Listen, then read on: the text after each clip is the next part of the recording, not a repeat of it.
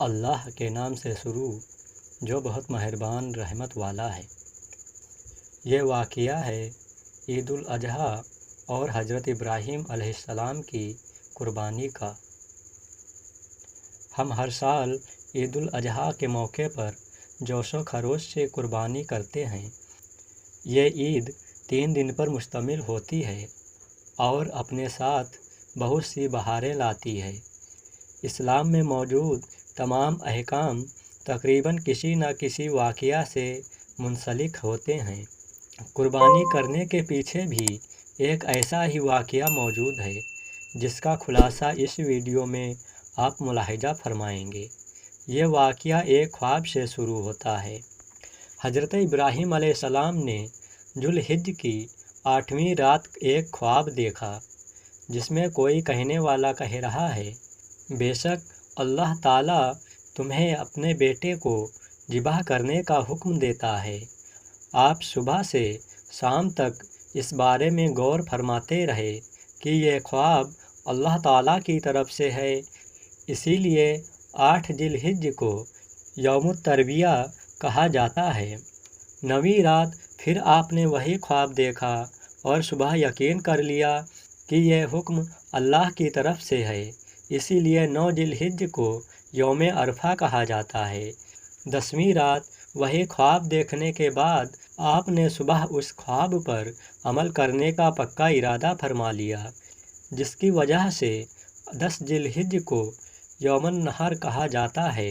اللہ کے حکم پر عمل کرتے ہوئے بیٹے کی قربانی کے لیے حضرت ابراہیم علیہ السلام نے جب اپنے پیارے بیٹے حضرت اسماعیل علیہ السلام کو، جن کی عمر اس وقت 7 سال تھی، لے کر چلے، شیطان ان کی جان پہچان والے ایک شخص کی صورت میں ظاہر ہوا اور پوچھنے لگا، اے ابراہیم، کہاں کا ارادہ ہے؟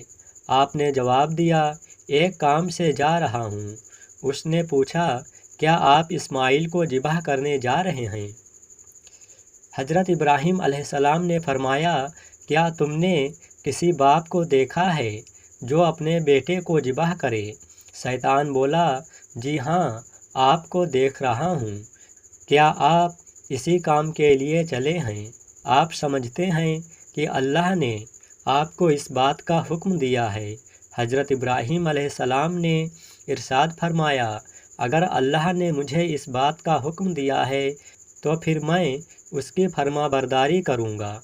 یہاں سے مایوس ہو کر شیطان حضرت اسماعیل کی امی جان حضرت ہاجرہ رضی اللہ تعالیٰ عنہا کے پاس گیا اور ان سے پوچھا، ابراہیم آپ کے بیٹے کو کہاں لے کر گئے ہیں؟ حضرت ہاجرہ رضی اللہ تعالیٰ عنہ نے جواب دیا، وہ اپنے ایک کام سے گئے ہیں۔ شیطان نے کہا، وہ انہیں ذبح کرنے کے لیے لے گئے ہیں۔ حضرت ہاجرہ رضی اللہ تعالیٰ عنہا نے فرمایا، کیا تم نے کبھی کسی باپ کو دیکھا ہے کہ وہ اپنے بیٹے کو ذبح کرے؟ شیطان نے کہا، وہ یہ سمجھتے ہیں کہ اللہ نے انہیں اس بات کا حکم دیا ہے۔ یہ سن کر حضرت ہاجرہ رضی اللہ تعالیٰ عنہا نے ارشاد فرمایا، اگر ایسا ہے تو انہوں نے اللہ کی اطاعت کر بہت اچھا کیا۔ اس کے بعد شیطان حضرت اسماعیل علیہ السلام کے پاس آیا اور انہیں بھی اسی طرح سے بہکانے کی کوشش کی، لیکن انہوں نے بھی یہی جواب دیا کہ اگر میرے بابا جان اللہ کے حکم پر مجھے ذبح کرنے کے لیے لے جا رہے ہیں تو بہت اچھا کر رہے ہیں۔ اور جمرات کے پاس آیا تو حضرت ابراہیم علیہ السلام نے اسے 7 کنکریاں ماریں۔ کنکریاں مارنے پر شیطان آپ کے راستے سے ہٹ گیا۔ یہاں سے ناکام ہو کر شیطان دوسرے جمرات پر گیا۔ فرشتے نے دوبارہ حضرت ابراہیم علیہ السلام سے کہا، اسے ماریے۔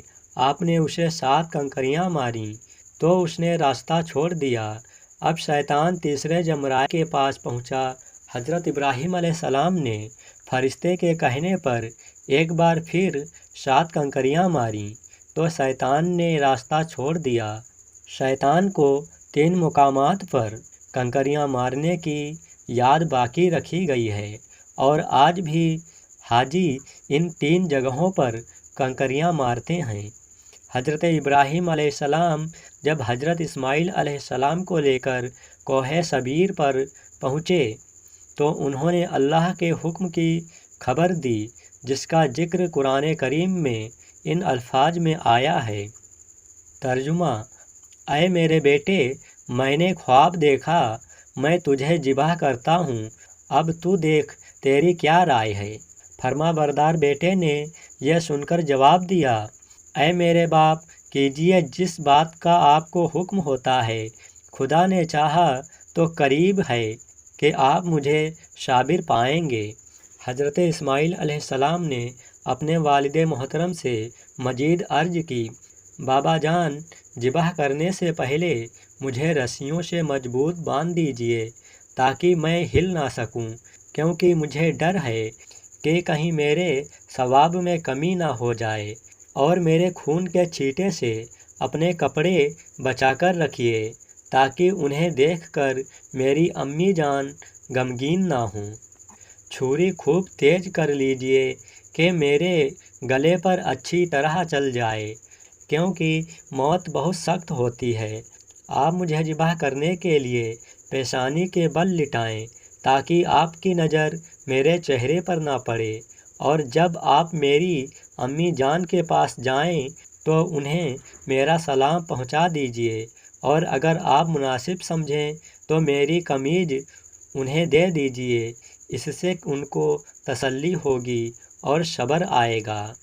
हज़रत इब्राहीम अलैहिस्सलाम ने इरशाद फरमाया, ए मेरे बेटे, तुम अल्लाह के हुक्म पर अमल करने में मेरे कैसे उम्दा मददगार साबित हो रहे हो।